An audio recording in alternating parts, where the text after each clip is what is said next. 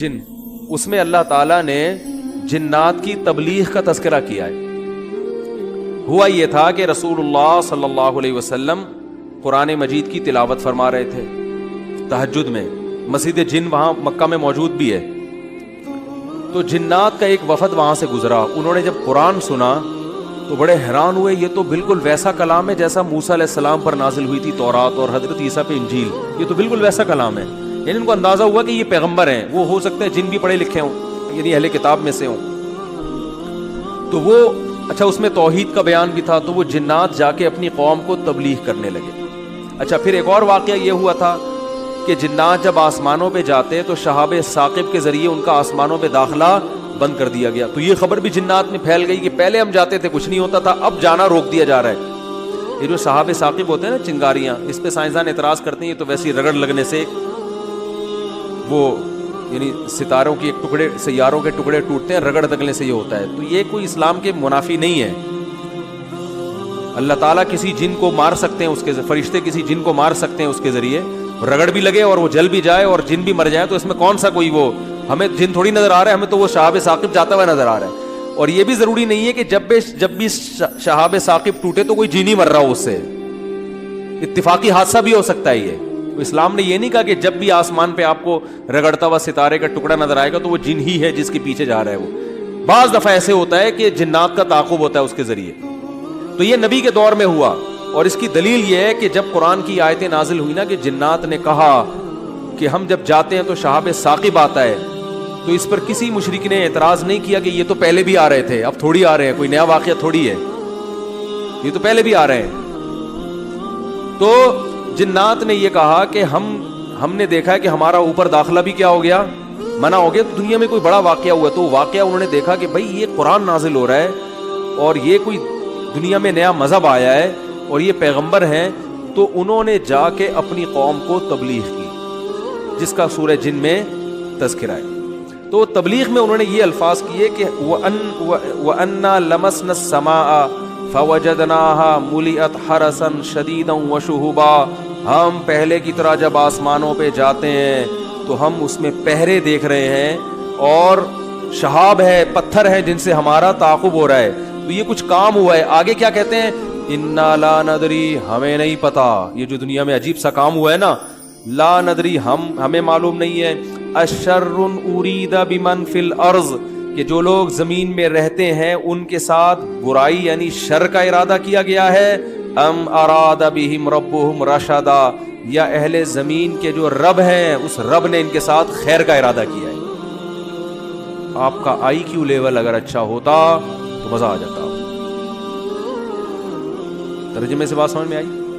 وہ کیا کہہ رہے ہیں؟ ہمیں نہیں پتہ یہ جو نیا واقعہ ہوا ہے، اہل زمین کے ساتھ برائی کا ارادہ کیا گیا ہے، پیسو وائس، فعل مجہول، یا اللہ نے ان کے ساتھ خیر کا ارادہ کیا ہے۔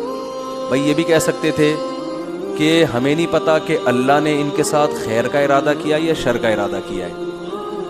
شر اور خیر دونوں کی نسبت کس کی طرف کرتے؟ اللہ کی طرف، کہ پتہ نہیں اللہ اب انسانوں سے اچھا چاہ رہا ہے یا کوئی عذاب آنے والا ہے یا کوئی کچھ اچھا ہونے والا ہے، ہمیں نہیں پتا لیکن کچھ ہونے والا ہے۔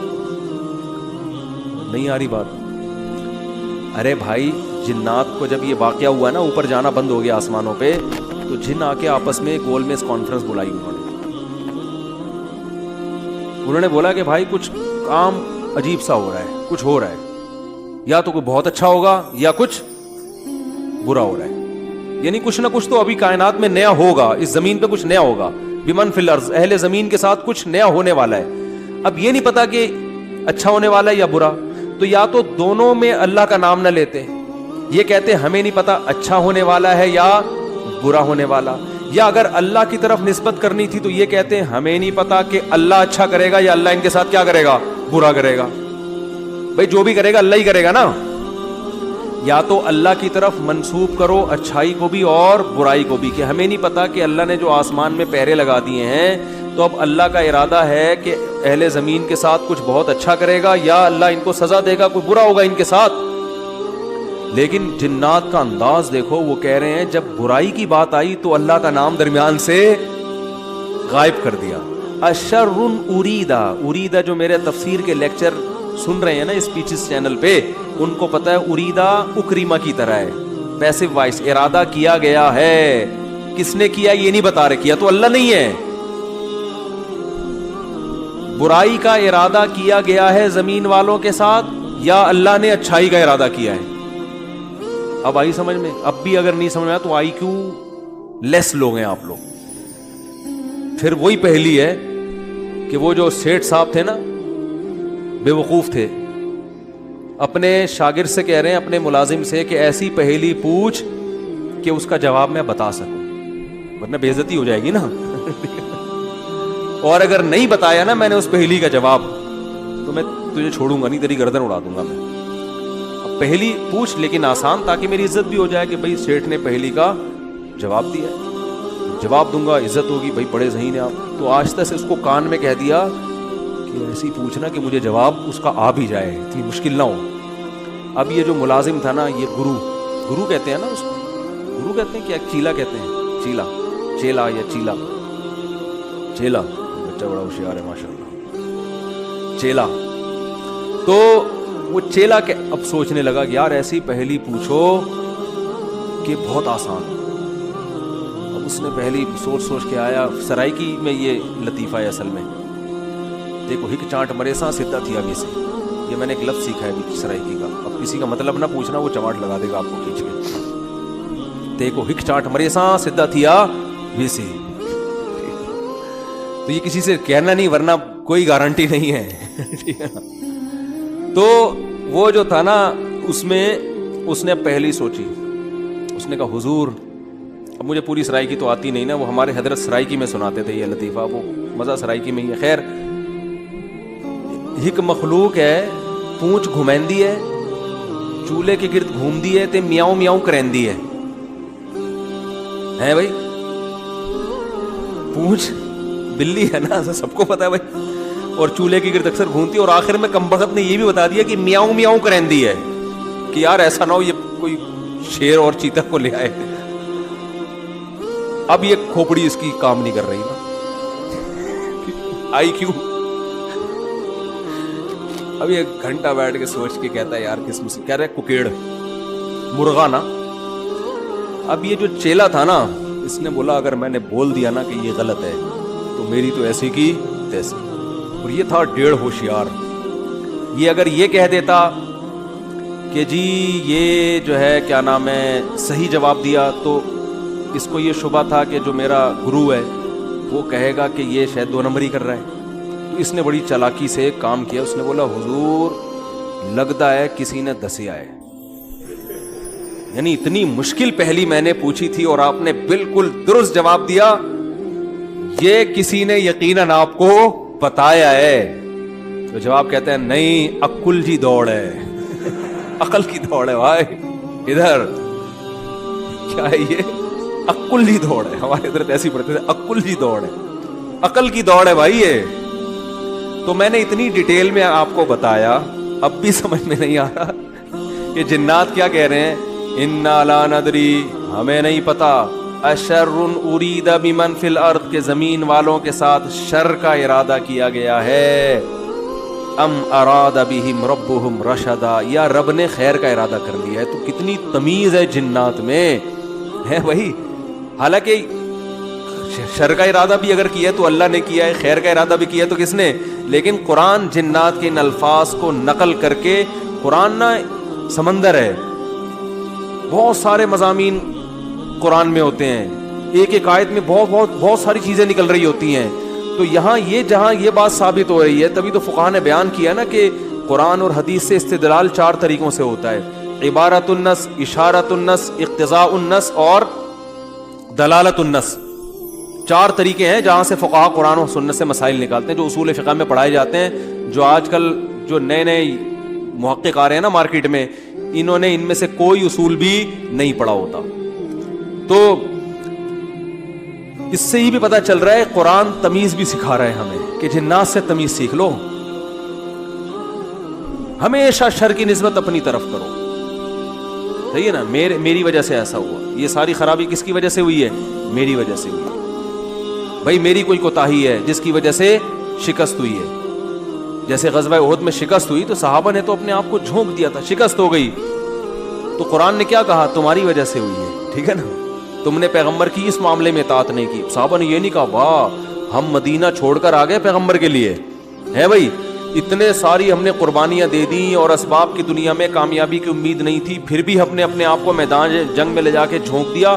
اب ایک گھاٹی پہ اگر 50 آدمیوں کے میں سے چند لوگوں نے اگر امیر کی اطاعت نہیں کی تو اس کی ہم سب کو اتنی بڑی سزا مل رہی ہے. دوسرے کوتاہی تو انہوں نے کی ہے اور قرآن کہہ رہے کہ تم نے کی ہے, سب کی طرف نسبت کیوں کی جا رہی ہے؟ صحابہ نے ایسا کوئی لفظ زبان سے نہیں نکالا, کچھ بھی نہیں نکالا صحابہ. اے اللہ ہماری غلطی ہے, ہم استغفار کرتے ہیں, آئندہ یہ کوتاہی نہیں ہوگی. کیسا کامیابی کے اصول ہیں یہ. تو بھائی دیکھو دنیا میں آپ کو اللہ کی مان کے چلنا ہے, آخرت میں پھر اللہ آپ کی مان کے چلے گا, سمجھ رہے ہو نا. پھر آخرت میں اللہ کہے گا کہ وَلَكُمْ فِيهَا مَا تَشْتَهِي أَنفُسُكُمْ, تمہیں زبان سے نہیں بولنا پڑے گا, جو دل میں تمہارے خیال آئے گا نا, خواہش پیدا ہوگی, اس دل کی خواہشات کو اللہ وہاں پورا کرے گا. دنیا آزمائش کی جگہ ہے, پیڑے کھانے کی جگہ نہیں ہے, یہاں آزمائشیں ہیں, اور اگر کوئی آزمائش نہیں ہے تو یہ خود ایک آزمائش ہے. آپ کہہ سکتے ہیں فلاں تو بڑی ہنسی خوشی زندگی گزار رہا ہے, وہ تو کوئی آزمائش ہی نہیں ہے. او بھائی یہ ہنسی خوشی زندگی خود ایک آزمائش ہے کہ یہ اللہ کا شکر ادا کر رہا ہے کہ نہیں کر رہا. اسے نہ کوئی بیماری ہے, اس کا گھر بھی ہے, اس کے بیوی بچے بھی ہیں, اس کو سکون بھی ہے, گھر میں آتا ہے بیگم تمیز سے بات کرتی ہے, اور جناب گھر سے باہر نکلتا ہے تو بیگم پوچھتی نہیں ہے واپسی پہ کہ انڈے کیوں نہیں لے کر آئے, کوئی کسی قسم کی ٹینشن نہیں ہے. یہی ہو رہا ہے نا آج کل. اور جناب ابا بھی ٹھیک ہیں, اماں بھی ٹھیک ہیں, ملک کی حالات بھی ٹھیک ہیں, بے روزگاری بھی نہیں ہے, بلب کے والدین کو گالیاں دینے کی بھی ضرورت نہیں ہے, لائٹ بھی نہیں جا رہی, پنکھا بھی چل رہا ہے, بٹن دباؤ پنکھا چلتا ہے. جیسے آسٹریلیا میں تو یہی ہوتا ہے, بٹن دباتے تھے پنکھا چل جاتا تھا. وہاں پہ میں حیران ہوتا تھا یار, ہم تو دیکھتے ہیں ٹرائی کر کے چلا کہ نہیں چلا, ایسا ہی ہوتا ہے نا. چل گیا اے اللہ تیرا شکر ہے, نہیں چلا کوئی بات نہیں, لائٹ آنے والی ہے تھوڑی دیر میں آ جائے گی. جنریٹر چلاؤ, کھینچو پھر اس کو جا کے, کتنے تو چپک کے مر گئے جنریٹر سے بیچارے اس چکر میں. تو کوئی ٹینشن اگر نہیں ہے تو بھی بڑی ٹینشن ہے بھائی. کہیں اللہ ایسا تو نہیں ہے کہ کوئی بہت بڑی پکڑ آنے والی ہے, اللہ کی بہت بڑی پکڑ نہ آنے والی ہو, اس لیے ڈرنا ہے. تبھی کہتے ہیں نا الایمان بین الخوف والرجاء, خوف اور امید کے درمیان ہے ایمان. اللہ کی نعمتوں پہ خوش بھی ہونا ہے لیکن خوف کے ساتھ, اترانا نہیں ہے, خوف کے ساتھ. یار اللہ نے مجھے گاڑی بھی دے دی, گھر بھی دے دیا, بیوی بچے بھی دے دیے, روزگار بھی اچھا ہے, صحت بھی اچھی ہے, سب کچھ ہی مجھے مل گیا, تو کہیں یہ استدراج نہ ہو, اللہ کی طرف سے ڈھیل نہ ہو, کیونکہ فرعون کو بھی سب کچھ مل گیا تھا. صحابہ میں تو ایسا بھی ہوتا تھا جب ان کے سامنے اچھے مرغن کھانے آتے رونا شروع کر دیتے. کہیں ایسا تو نہیں ہے کہ ہم نے نبی کا جو ساتھ دیا تو اللہ تعالیٰ نے ہمیں ہمارے اعمال کا بدلہ کہیں دنیا میں ہی تو نہیں دے دیا, ایسا تو نہیں آخرت میں نہیں ملے گا, اس سے ڈر جاتے تھے وہ. اور آج ہماری حال دیکھو, ہماری حالت دیکھو, خوشی ملتی ہے تو اترانے لگتے ہیں, دوسروں کو نیچا دکھانے لگتے ہیں, اور ایسے سمجھتے ہیں ہم سے بڑا فنٹر دنیا میں کوئی ہے ہی نہیں, اور اعمال کس سے پیچھے ہٹ جاتے ہیں. خوشی ملی ہے نا تو اعمال سے کیا ہو جاتے ہیں پیچھے, اور غم ہوتا ہے تو واویلا کرنا شروع کر دیتے ہیں. جیسے قرآن نے کہا ان الانسان خلق ہلوعا اذا مسہ الشر جزوعا واذا مسہ الخیر منوعا, کہ انسان کو جب شر پہنچتا ہے جزوعا, جزا فضا شروع کر دیتا ہے, واویلا, ہائے میرے رب نے یہ کر دیا, ہائے میرے اللہ نے یہ کر دیا میرے ساتھ, میں ہی ملا تھا اب ٹینشن دینے کے لیے. اور جب خوشیاں ملتی ہیں منوعا, اللہ فرماتے ہیں کنجوس بن جاتا ہے, میرا مال میں خرچ نہیں کروں گا, میں غریبوں کا خیال نہیں کروں گا, میرا پیسہ ہے, میری محنت ہے. تو کہیں الا المصلین, فرمایا کچھ لوگ ہیں جو معتدل ہوتے ہیں کہ جب غم پہنچتا ہے تو صبر کرتے ہیں, خوشی پہنچتی ہے تو اللہ کی اطاعت میں اور زیادہ بڑھ جاتے ہیں. اور وہ کون لوگ ہیں؟ الا المصلین الذین هم علی صلاتهم دائمون, وہ نمازی جو اپنی نمازوں کی حفاظت کرتے ہیں, اور والذین هم من عذاب ربهم مشفقون, آخرت کا سوچ سوچ کے ڈرتے رہتے ہیں. لفروجہم حافظون, اپنی شرمگاہوں کی حفاظت کرتے ہیں. الا علی ازواجہم او ما ملکت ایمانہم, سوائے اپنی بیویوں کے کسی اور کے پاس نہیں جاتے.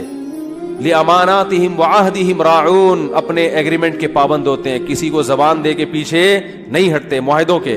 تو اللہ نے جو خوف دن کے دل میں نا ان کی یہ صفات بیان کی ہیں, فرمایا یہ نارمل لوگ ہوتے ہیں, یہ کیا ہوتے ہیں؟ نارمل.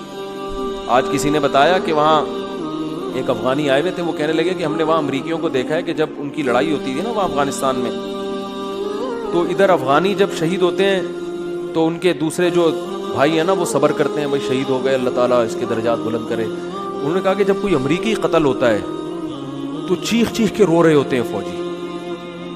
تو یہ ایک اسلام کا ایک صاف نظر آتا ہے کہ مسلمان غم کیسے جھیلتا ہے, اور جس کا آخرت پر ایمان نہیں ہے, حالانکہ ان کی فوج میں موٹیویشنل اسپیکر بہت ہوتے ہیں جو ان کو موٹیویٹ کرتے رہتے ہیں ملک, لیکن وہ کہتے ہیں ذرا سا زخم ہوتا ہے ایسا چیختے ہیں.